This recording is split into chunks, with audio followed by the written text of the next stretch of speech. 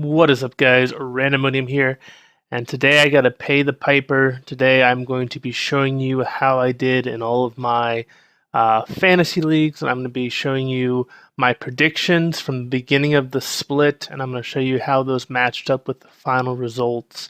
One of the big things I want to try and stress with my channel is integrity. I always want to be open and honest with you guys. And I don't want to sell you guys snake oil. I want to show you guys that, my methods work. And if they don't work, then I'm going to keep improving them until they do work.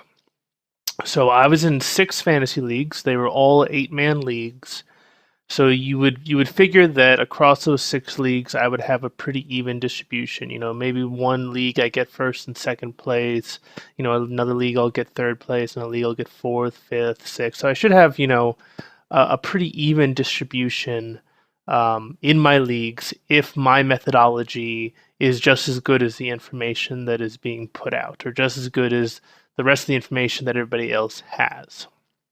However, what we've seen in my 6 leagues is that I actually won 2 of my leagues. So those 2 leagues I won.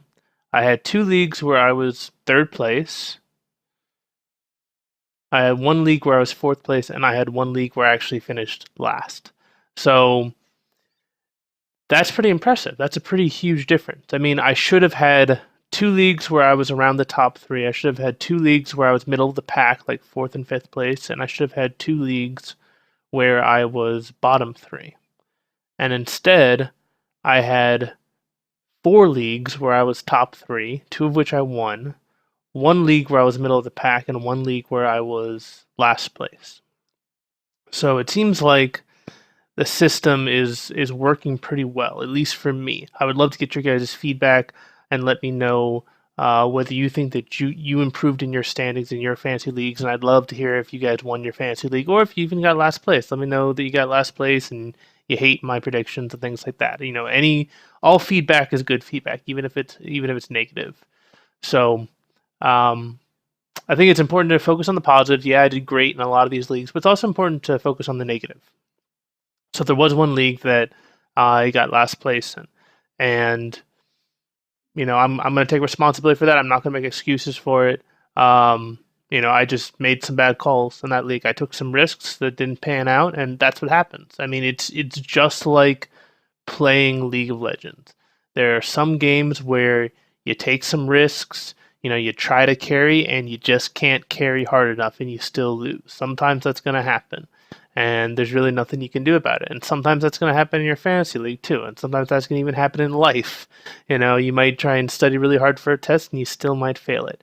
It happens. Even if you've got the best intentions, even if you do really well most of the time, even if you've got some great information and great intuition, sometimes you're going to wind up on the bottom, and you just got to accept it, learn from your mistakes, and move on. So I definitely have spent more time analyzing this 1 league where I got last place than I did with all my other leagues combined, because I wanted to see how I lost every single week, what decisions that I made that didn't pan out. And I'm definitely hoping to improve, next split with my predictions, and make it so that I win all my leagues next split, hopefully. So the other thing that I did was, this is what I had at the beginning of the split. Beginning of the split, this is how I ranked players and teams.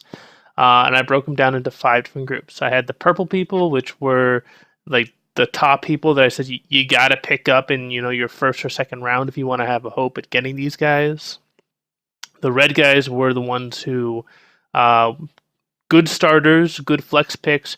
You probably could wait a little bit to pick them up, but they were definitely solid choices.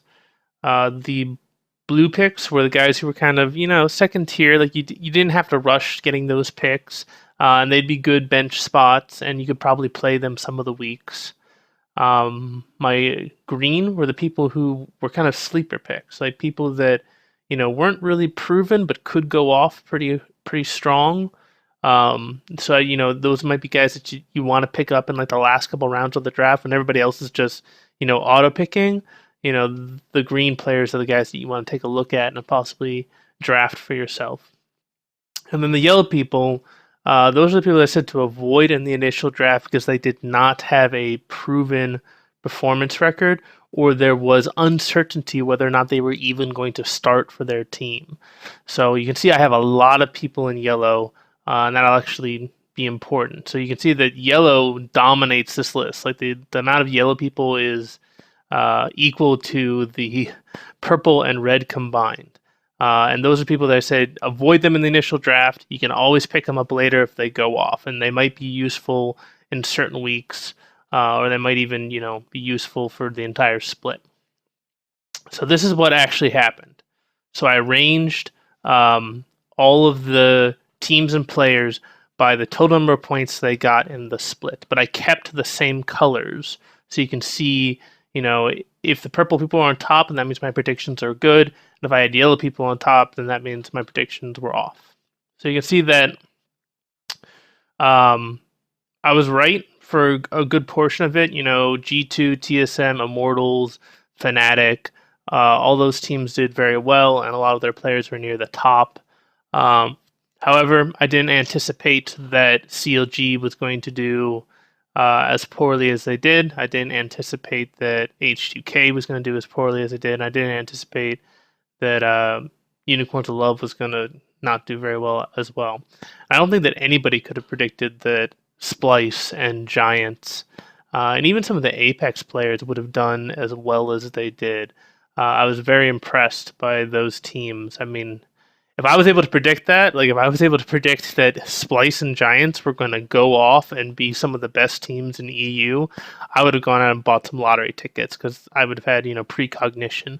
But yeah, you can see that I do have some yellow players that are near the top, and those are mainly Splice and Giants and Apex players.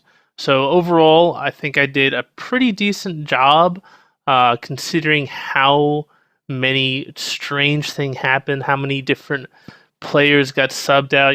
Piglet got, taken down to Team Liquid Academy, and Forgiven switched teams, and Kickus switched teams, and all these different subs. But overall, I felt like I did a decent job. I want to get your guys' feedback. Let me know how you think I did. But yeah, this is the end of the fantasy league for this season. I will be coming back Spring Split 2017. So hopefully you guys will still be here. Hopefully you guys will continue to support my videos and support my channels. But if you enjoyed this video, please give it a thumbs up. If you haven't subscribed yet, please subscribe. It definitely helps me out. And if you have any comments or questions, please leave a comment and I'll be happy to respond. But I hope you all have a great day. This is Randomonium, signing off.